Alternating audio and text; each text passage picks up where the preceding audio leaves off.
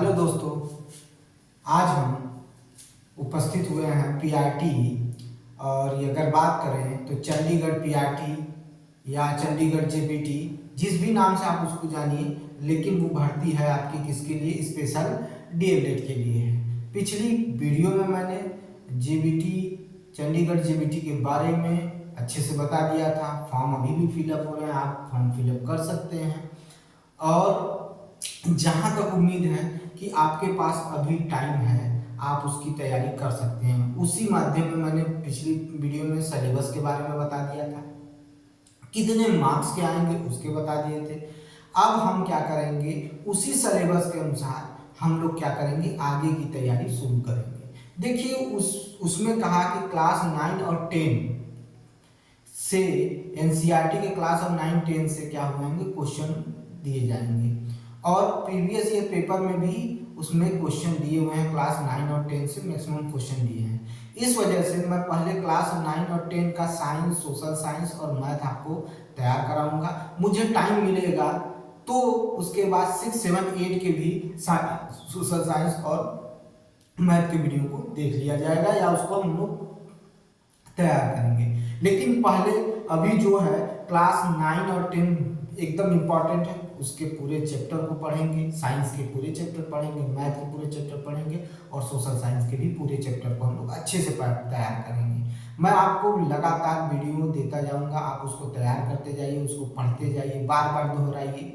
और लास्ट में पेपर के कुछ समय पहले ही मैं क्या करूंगा, प्रैक्टिस सेट करा दूंगा, ताकि आपकी तैयारी अच्छी हो जाए, ताकि आप एक सीट पर क्या कर सके, अपने को स्थापित कर सके, एक सीट आप ले सकें।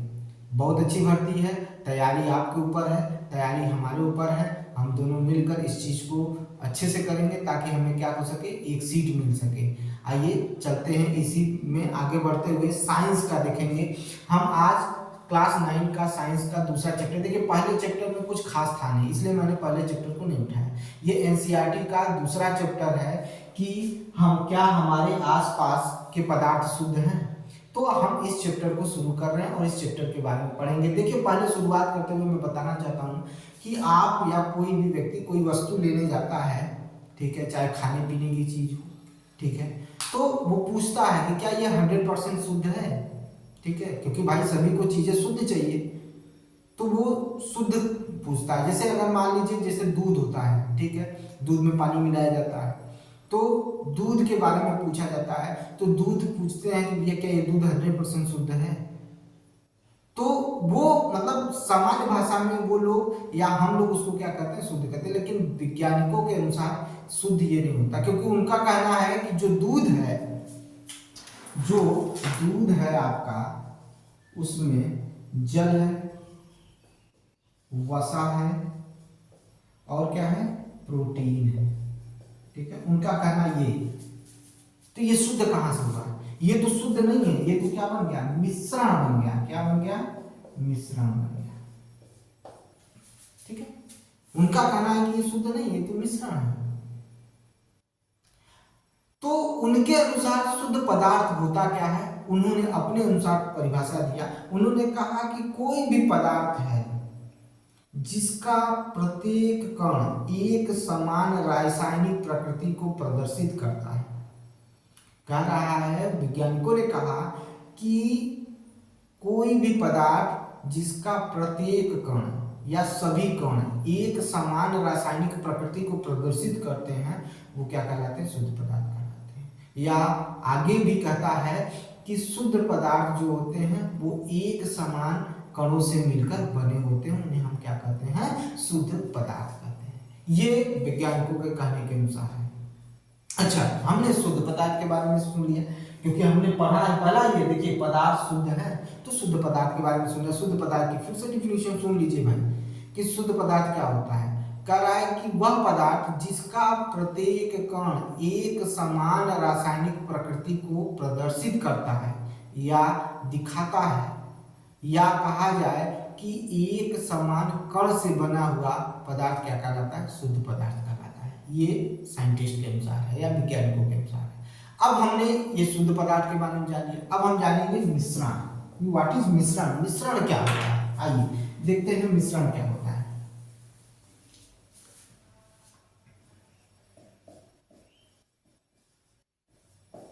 जिसको आप क्या कहते हैं भैया, मिक्सचर। क्या कहते हैं, मिक्सचर कहते हैं। देखिए मिश्रण क्या होता है, मिश्रण की डिफिनेशन सुनिए, मिश्रण किसे कहते हैं, ध्यान से सुनिएगा। कहता है कि एक या एक से अधिक, एक या एक से अधिक, एक या एक से अधिक शुद्ध तत्व या यौगिक, शुद्ध तत्व या यौगिक, ठीक है, आपस में मिलकर, आपस में मिलकर मिश्रण बनाते हैं। क्या बनाते हैं, मिश्रण बनाते हैं, ठीक है, क्या बनाते हैं, मिश्रण बनाते हैं। जैसे शक्कर और जल, जैसे नमक और जल, ठीक है, ये क्या है, मिश्रण है। फिर से सुनिएगा, मैं फिर से बता रहा हूं, एक या एक से अधिक शुद्ध तत्व या यौगिक आपस में मिलकर क्या बनाते हैं, मिश्रण बनाते हैं। जैसे शक्कर या जल, शक्कर या नमक, एल्कोहल या जल, ये क्या है, मिश्रण है। तो हम ये मिश्रण के बारे में जान लिए। अब देखिए भाई मिश्रण में क्या करता है, अगर हम बात करें कि नमक और जल आपस में जब मिलाए जाते हैं, नमक और जल आपस में मिलाए जाते हैं तो क्या बनता है, मिश्रण बनता है। लेकिन अगर सोडियम क्लोराइड, जिसको नमक कहते हैं, अगर इनको अलग करना है तो आसवन विधि या वाष्पीकरण विधि से इसको अलग किया जा सकता है। लेकिन क्या इसके अपघटक को अलग किया जा सकता है, नहीं। ये क्या है, एक शुद्ध यौगिक है या शुद्ध पदार्थ है, सॉरी, ये क्या है, शुद्ध पदार्थ है। उसी तरह शक्कर भी हो, क्या होते हैं, उनके अपने अवयव होते हैं जो आपस में मिक्स होते हैं, ठीक है, वो भी क्या है, एक शुद्ध पदार्थ में गिने जाते हैं। तो इस तरह से कहा जाता है कि आपके क्या है, ये मिश्रण हो गए। चलिए आगे चलते हैं। अब हम पढ़ेंगे मिश्रण के प्रकार, यानी टाइप्स ऑफ मिक्सचर पढ़ेंगे। क्या पढ़ेंगे, टाइप्स ऑफ मिक्सचर पढ़ेंगे, शुद्ध पदार्थ, ठीक है, types of mixture, types of mixture यानी मिश्रण के प्रकार। वैसे तो मिश्रण के प्रकार कई हैं, लेकिन अगर हम बात करें तो दो के बारे में बात हम लोग कर लेंगे। एक होता है समांगी मिश्रण और एक होता है विषमांगी मिश्रण। एक समांगी मिश्रण, समांगी मिश्रण, और एक होता है विषमांगी, ठीक है, विषमांगी मिश्रण। फिर से सुनिएगा, इसे कहते हैं होमोजीनियस मिक्सचर और इसको कहते हैं हेटेरोजीनियस मिक्सचर। फिर से सुनिएगा, एक समांगी मिश्रण और एक होता है विषमांगी मिश्रण। मिश्रण पढ़े, मिश्रण के प्रकार पढ़ने जा रहे हैं। एक समांगी मिश्रण और एक क्या होता है, विषमांगी मिश्रण। समांगी मिश्रण उसको कहते हैं, ठीक है, अभी हम उसके बारे में बात करेंगे। समांगी मिश्रण को इंग्लिश में होमोजीनियस और विषमांगी को हेटेरोजीनियस कहते हैं। आइए समांगी मिश्रण को समझ लेते हैं। समांगी मिश्रण क्या होता है,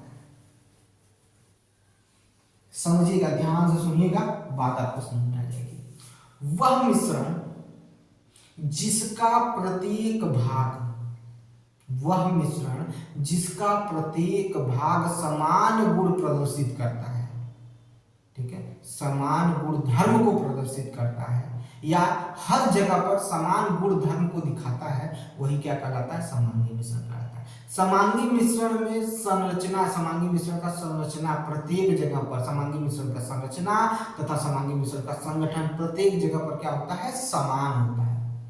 समांगी मिश्रण का संरचना और संगठन प्रत्येक स्थान पर समान होता है।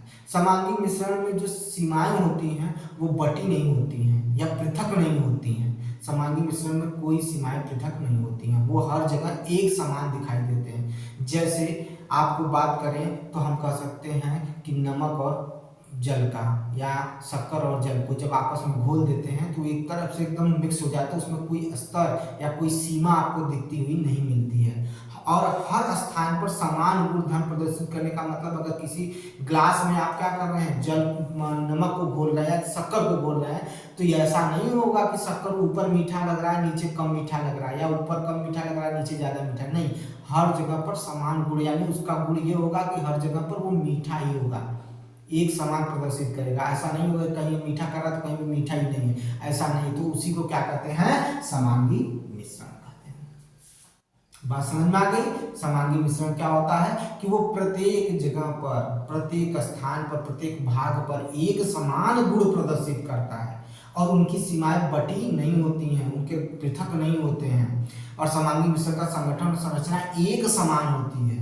ठीक है, उसी को क्या कहते हैं, समांगी मिश्रण कहते हैं, यानी होमोजीनियस मिक्सचर कहा जाता है। अगर हम बात करें विषमांगी मिश्रण, यहाँ पर विषमांगी मिश्रण जो होता है, यहाँ पर उसकी जो संरचना होती है, संगठन जो होते हैं अलग होते हैं, उनकी सीमाएं अलग होती हैं। फिर से सुनिएगा, विषमांगी मिश्रण, विषमांगी मिश्रण, विषमांगी मिश्रण, विषमांगी मिश्रण, हिट्रोजीनियस मिक्सचर। हिट्रोजीनियस मिक्सचर कहता है कि इसकी प्रत्येक सीमाएं क्या होती हैं, अलग दिखाई देती हैं, पृथक होती हैं। ठीक है, और इसके गुण जो होते हैं प्रत्येक स्थान पर भिन्न हो सकते हैं। ठीक है, उसे क्या कहेंगे, विषमांगी मिश्रण कहेंगे। जैसे तेल और पानी का मिश्रण, इसकी सीमाएं क्या होती हैं, पृथक होती हैं। तेल की सीमा अलग होती है और जल की सीमा अलग होती है। ठीक है, तो इसलिए क्या हो गया, विषमांगी मिश्रण हो गया। मैंने बता दिया, जैसे तेल और जल का मिश्रण, तेल और जल का मिश्रण, जल का मिश्रण। ठीक है, तेल और जल का मिश्रण, ये हो गया। या उसी से कह सकते हैं कि जैसे रेत और पानी का मिश्रण, ये क्या होते हैं, ये विषमांगी मिश्रण होते हैं। आगे आइए, अब हमने पढ़ लिया समांगी मिश्रण, विषमांगी मिश्रण और मिश्रण के बारे में पढ़ लिया। अब हम लोग चलेंगे आगे का, देखिएगा, ये मिश्रण हो गया। अब हम लोग पढ़ेंगे विलयन, जिसे सॉल्यूशन कहते हैं। क्या कहते हैं, विलयन, विलयन, सॉल्यूशन। आइए विलयन के बारे में पढ़ते हैं। सॉल्यूशन क्या होता है, यानी विलयन क्या होता है, विलयन के बारे में पढ़ेंगे। विलयन क्या होता है उसके बारे में पढ़ेंगे। देखिए, विलयन कहता है एक या एक से अधिक पदार्थ, जब एक या एक से अधिक पदार्थ निश्चित अनुपात में मिलाए जाते हैं। ठीक है, एक या एक से अधिक पदार्थ निश्चित अनुपात में मिलाए जाते हैं तो वो क्या बनाते हैं, विलयन बनाते हैं। जैसे नींबू और जल, सोडा पानी यानी सोडा जल, ये क्या है, एक विलयन है। विलयन जरूरी नहीं है कि अगर द्रव है तो द्रव से ही विलयन बने, नहीं, ठोस विलयन भी होता है और गैसीय विलयन भी होता है। ठीक है, विलयन जो होता है ठोस विलयन भी होता है और गैसीय विलयन भी होता है। ठीक है, तो ऐसा नहीं है कि खाली विलयन होता है। ठीक है, तो ये सारी चीजें क्या हो गई, आपके विलयन में आता है। ठीक है, अब देखिए, अब हम पढ़ेंगे कंसंट्रेशन ऑफ विलयन, यानी विलयन की सांद्रता। अपने विलयन के बारे में पढ़ेंगे। अच्छा, पहले हम लोग क्या पढ़ लेते हैं, properties of solution, properties of solution पढ़ लेते हैं, यानी विलयन के गुण, विलयन के गुण पढ़ लेते हैं। भाई, विलयन के गुण क्या होते हैं।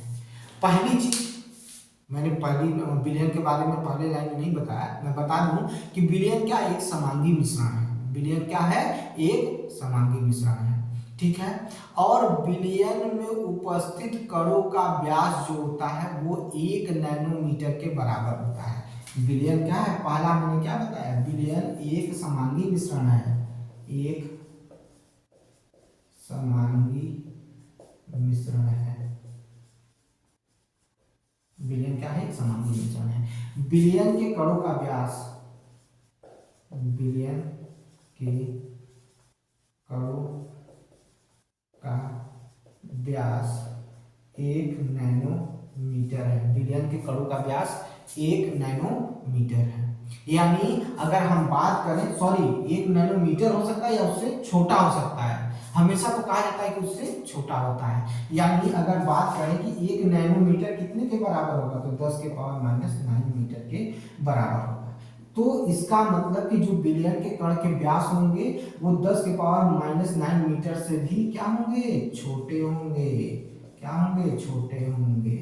ठीक है, फिर से सुन लीजिए, जो विलयन के कणों का व्यास होगा वो 1 नैनोमीटर से भी छोटा होगा, यानी 10 के पावर -9 मीटर से भी छोटा होगा। बात समझ में आई कि नहीं आई।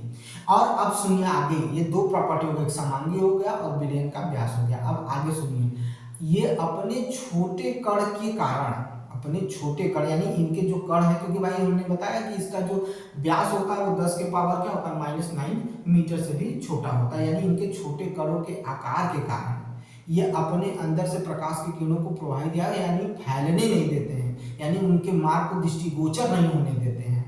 विलयन में ये पाया जाता है कि विलयन अपने माध्यम में जो प्रकाश की किरणें होती हैं उनको फैलने नहीं देते हैं, उनके मार्ग को दृष्टिगोचर नहीं होने देते हैं, पास नहीं होने देते हैं प्रकाश की किरणों को।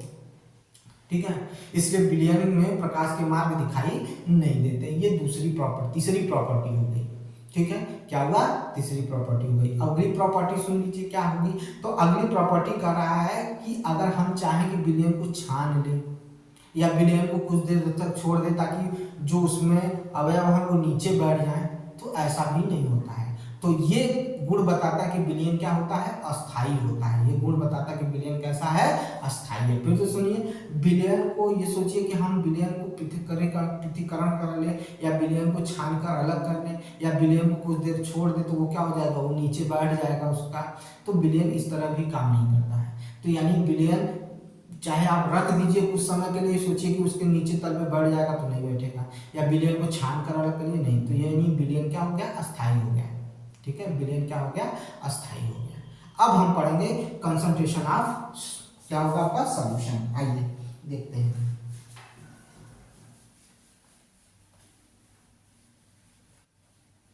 विलयन की सांद्रता,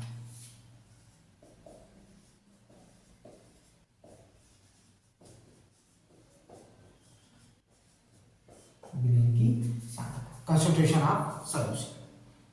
देखिए, विलयन, पहली बात तो विलयन दो घटकों से मिलकर बना हुआ है।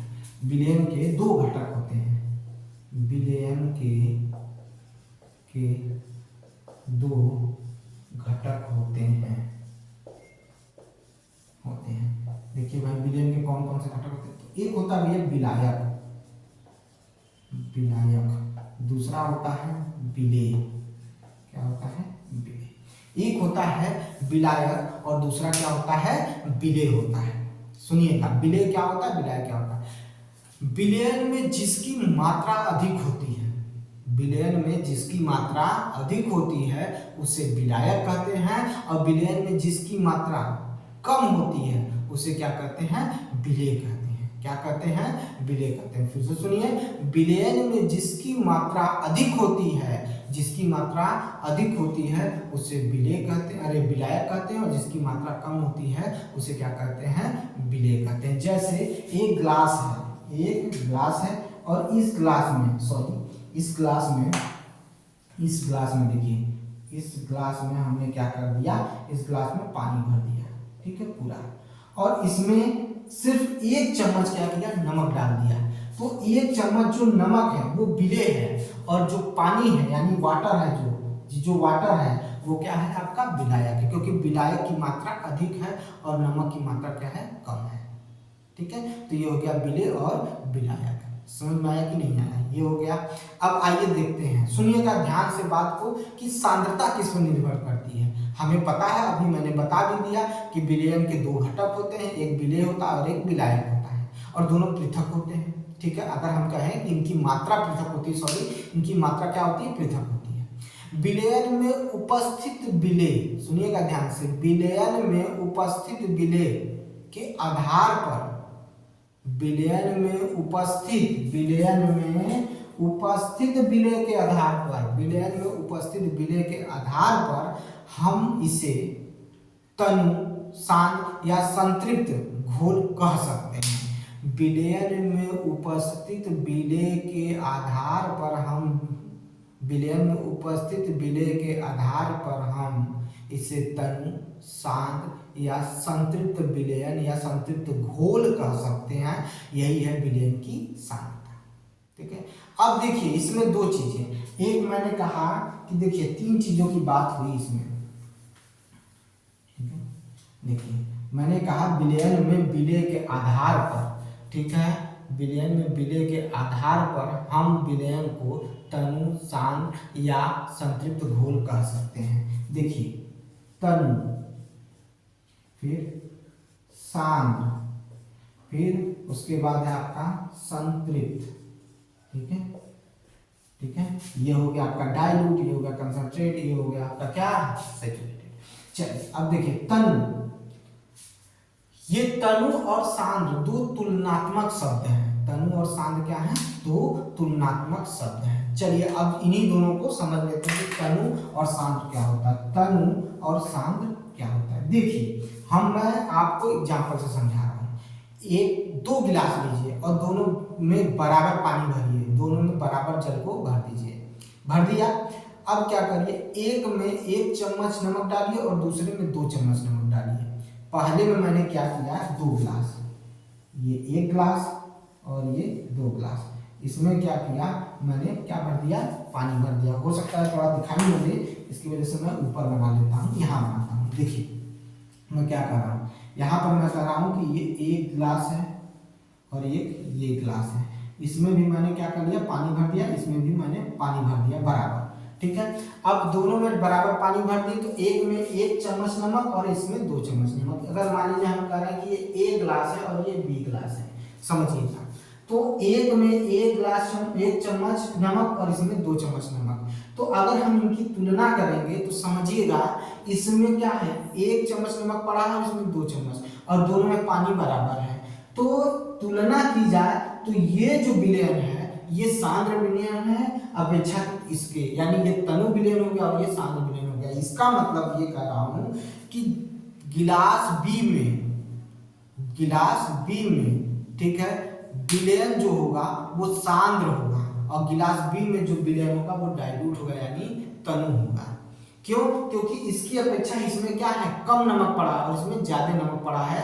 तो सांद्र और तनु ये कहता है कि सांद्र वो होता है जिसमें विलय की मात्रा अधिक होती है, और तनु वो होता है जिसमें विलय की मात्रा कम होती है, उसे सांद्र और तनु विलयन कहा जाता है। अब आ जाइए संतृप्त विलयन, अब हमें पढ़ना है संतृप्त विलयन, समझिएगा संतृप्त विलयन।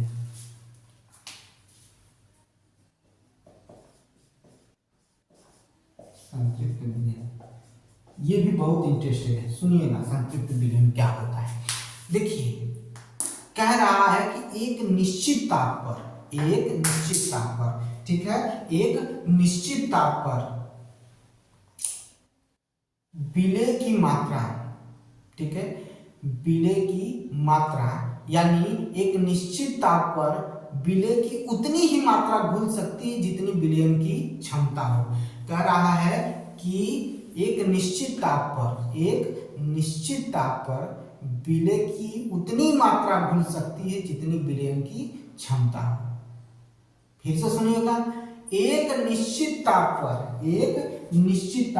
ठीक है, फिक्स्ड टेम्परेचर पर, एक निश्चित ताप पर, ठीक है,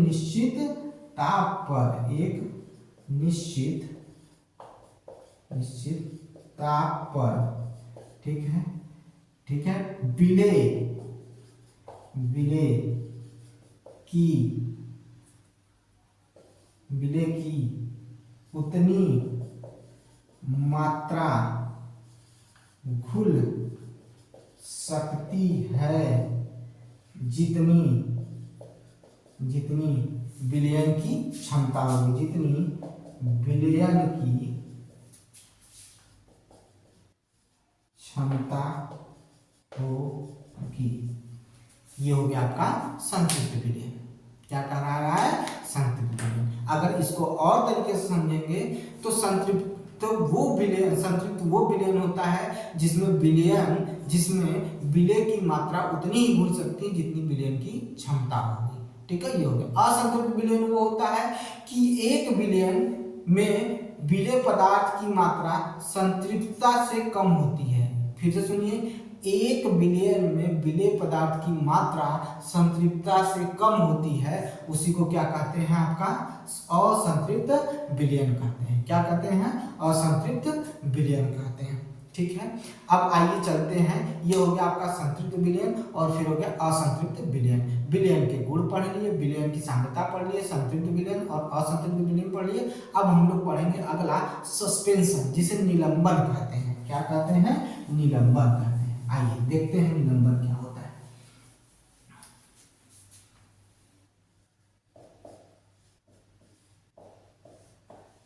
निलंबन। किसकी बात कर रहे हैं? निलंबन, सॉरी निलंबन, ठीक है, निलंबन, ठीक है। देखिए निलंबन क्या होता है? निलंबन भी क्या होता है? एक तरह का विलयन होता है, लेकिन वो क्या होता है, जैसे विलयन समांगी मिश्रण होता है, तो निलंबन क्या होता है? एक विषमांगी मिश्रण है। निलंबन क्या है? एक विषमांगी मिश्रण है। मैंने आपको विषमांगी मिश्रण के बारे में बता चुका है कि विषमांगी मिश्रण क्या होता है, जिसमें विलय के कण घुलते नहीं है। भाई बालू पानी में घुलेगा? नहीं घुलेगा। तो निलंबन वो होता है जिसमें विलय के कण जो होते हैं वो पानी में या विलयन में घुलते ही नहीं है, उसी को क्या कहते हैं? निलंबन। यानी अगर कहा जाए, अब समझिएगा, बल्कि क्या होता है कि माध्यम की समष्टि में निलंबित रहते हैं। जो विलयन है, यानी जो विलयन है उसमें माध्यम की समष्टि में निलंबित रहते हैं। कौन? विलयन के कण, ठीक है। विलयन के कण क्या रहते हैं? निलंबित रहते हैं, ठीक है। और ये निलंबित कण आंखों से दिखाई देते हैं। जो निलंबित कण होते हैं वो आंखों से दिखाई देते हैं। फिर से सुनिएगा निलंबन क्या होता है। निलंबन एक विषमांगी मिश्रण है, और निलंबन में जो कण होते हैं विलय के, वो हमको साफ साफ दिखाई देते हैं, ठीक है। कण नहीं घुलते हैं और दिखाई भी देते हैं, ठीक है। पहली बात तो घुलते नहीं है और दिखाई भी नहीं देते, बल्कि माध्यम की समष्टि में क्या होते हैं? निलंबित रहते हैं। निलंबित कण आंखों से देखे जा सकते हैं। ये हो गया। अब निलंबन की प्रॉपर्टी देख लीजिए, प्रॉपर्टीज ऑफ सस्पेंशन देख लीजिए। पहला मैंने क्या बताया? तो निलंबन क्या होते हैं? विषमांगी होते हैं। निलंबन क्या होते हैं? विषमांगी होने कहते हैं। निलंबन के कण जो होते हैं प्रकाश की किरणों को फैला देते हैं। निलंबन के कण जो होते हैं प्रकाश की किरणों को फैला देते हैं, ठीक है, जिसकी वजह से प्रकाश की किरणों का मार्ग जो होता है वो दृष्टिगोचर हो जाता है, ठीक है। क्या हो जाता है? दृष्टिगोचर हो जाता है। अगर हम निलंबन के जो मतलब इनको अगर हम शांत छोड़ दें, ठीक है, हम इनको क्या करें? शांत छोड़ दें, तो निलंबन के कण नीचे बैठ जाते हैं। निलंबन के कण नीचे क्या करते हैं? बैठ जाते हैं। यानी अब ये जो निलंबन है ये अस्थाई भी नहीं है। निलंबन क्या होता है? अस्थाई होता है। क्या होता है? अस्थाई होता है। तो निलंबन को कुछ देर के लिए छोड़ दीजिए, शांत छोड़ दीजिए, तो ये नीचे बैठ जाते हैं। तो इन्हें पृथक किया जा सकता है, अलग किया जा सकता है। और जैसे ही ये नीचे बैठ जाएंगे तो प्रकाश की किरणों का प्रकीर्णन नहीं होगा, प्रकाश की किरणों का फैलना बंद हो जाएगा, ठीक है। मैंने क्या क्या बताया? तो प्रकाश की किरणें क्या हो जाती हैं? प्रकीर्णन करना शुरू कर देती हैं, जब क्या? जो निलंबन के कण है नीचे बैठ जाते हैं। तो फिर से सुनिएगा, निलंबन के गुण, पहला गुण है पहला गुण है कि ये जो निलंबन होते हैं ये क्या होते हैं? विषमांगी मिश्रण होते हैं। क्या होते हैं? निलंबन एक विषमांगी मिश्रण है, ठीक है। उसके बाद विलय के कण क्या होते हैं? घुलते नहीं है, ये दिखाई भी देते हैं, पहली चीज। फिर जो होता है कि प्रकाश की किरण जो होती है या प्रकाश जो होता है इन कणों की वजह से फैल जाता है, यानी प्रकाश के मार्ग दृष्टिगोचर हो जाते हैं, पहली चीज। अगर इन्हें शांत छोड़ दिया जाए तो ये नीचे बैठ जाते हैं, यानी निलंबन अस्थायी होता है। और शांत बैठ जाने के बाद प्रकाश का प्रकीर्णन भी होना बंद हो जाता है। यही है आपका निलंबन। आज इस वीडियो में इतना ही करते हैं, आगे अगली वीडियो में नेक्स्ट मिलेंगे। बहुत बहुत धन्यवाद।